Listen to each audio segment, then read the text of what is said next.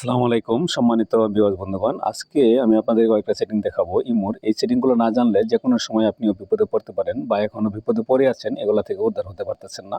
তাদের জন্য আজকে আমার এই স্পেশাল সেটিং।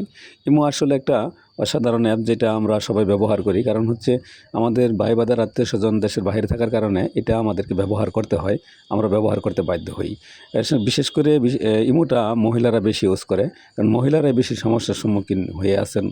অশ্লীল বিজ্ঞাপন থেকে শুরু করে যে কোনো সমস্যার সমাধান আপনি নিজেই করতে পারবেন। শুধুমাত্র আপনি ৩টা সেটিং দেখুন। আজকের এই ৩টা সেটিং দেখলে সব কিছুর সমাধান হয়ে যাবে। তো চলুন সরাসরি ভিডিওতে চলে যাই। তার আগে অবশ্যই ভিডিওটা শেয়ার করে টাইমলাইনে রেখে দেবেন।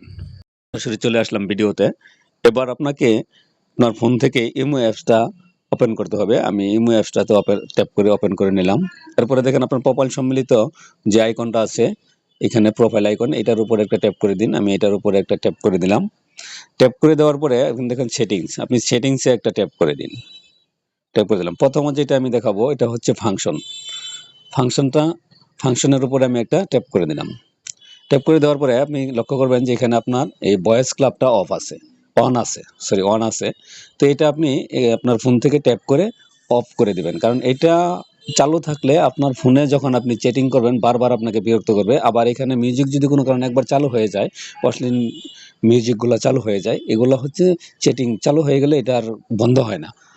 ফোন বন্ধ করতে হয়, অনেকেই এই সমস্যায় পড়েন বিশেষ করে। আর এখানে খুব বাজে মেসেজ চলে আসে, গান বাজনা চলে আসে।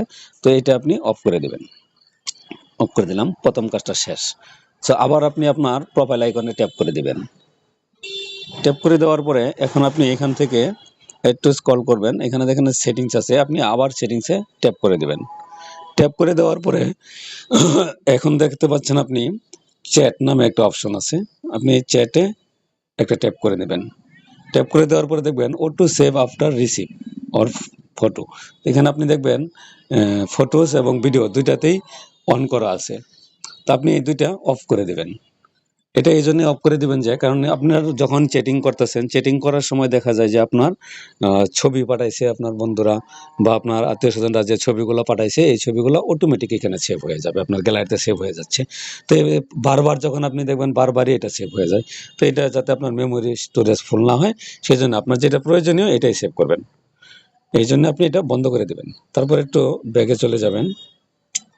আমরা ব্যাগে চলে আসলাম।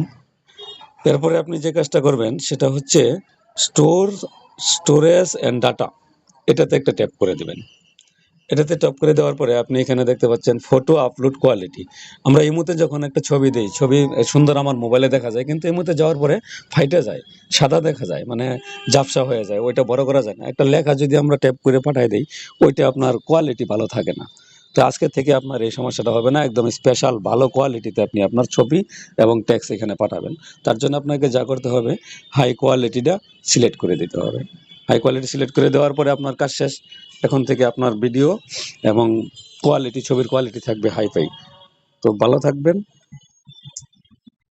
তো ধৈর্য সহকারে পুরো ভিডিও দেখার জন্য আপনাকে অসংখ্য ধন্যবাদ। শুভকামনা আপনার জন্য। ভালো থাকবেন। আসসালামু আলাইকুম।